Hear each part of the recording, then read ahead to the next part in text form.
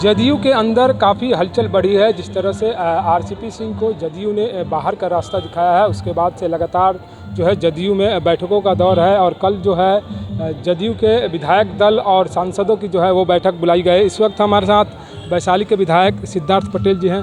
Sir, कल आप लोग की बैठक बुलाई है, क्या कुछ एजेंडा है? ये तो वहाँ जाने पर जो हम लोग को कहा जाएगा उस तब बात होगी। अभी तो हम लोग ऐसे ही पार्टी में हम लोग आके अपने राष्ट्रीय अध्यक्ष जी से अपने क्षेत्रों की समस्याओं के बारे में चर्चा करते हैं। उस संदर्भ में मैं आया था। कल बैठक है, उसके बाद ही हम लोग कुछ बोल पाएंगे। अच्छा सर, जो आपके साथ जो है आरसीपी सिंह साहब काफ़ी दिनों से आपके पार्टी में थे, अब वो पार्टी से बाहर चले गए हैं, तो क्या कुछ उनके लेकर कुछ सहानुभूति नहीं, जहाँ तक सहानुभूति की बात है, जो हमारे पार्टी में है हम लोग उनकी बात करेंगे।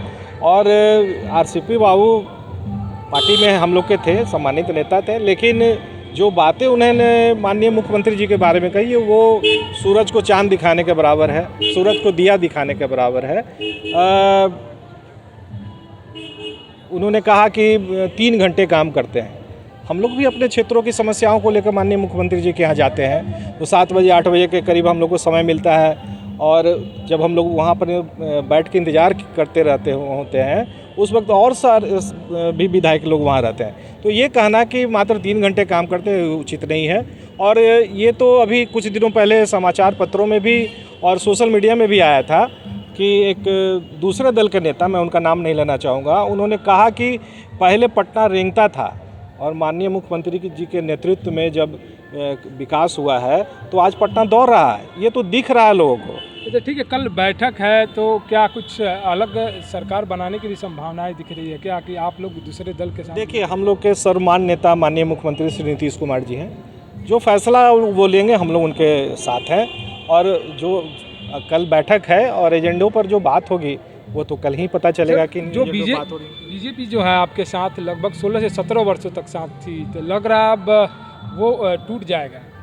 ये तो अब कल बैठक होगी, उसके बाद ही बता पाएंगे कि किन विषयों पे हम लोग को बुलाया गया है और वो हम लोग से क्या जवाब चाहते हैं। ये तो बात करने के बाद ही बता पाऊंगा मैं। ठीक है सर, एक मान लिया जाए कि अगर आरजेडी के साथ आप लोग सरकार फिर से बनाने जा रहे हैं तो किसी प्रकार के कोई किंतु परंतु नहीं, मुझे लगता है कि हम लोग के राष्ट्रीय अध्यक्ष और हम लोग के सर्वमान्य नेता माननीय मुख्यमंत्री जी जो भी फैसला लेंगे वो पार्टी हित और राज्य हित में ही लेंगे।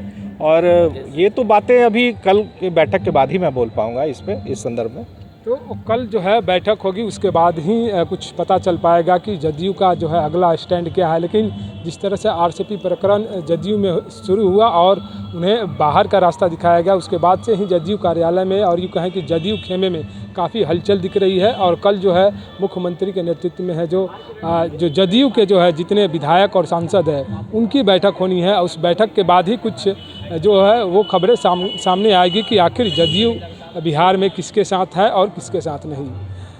सहयोगी प्रभात के साथ पटना से मणिभूषण।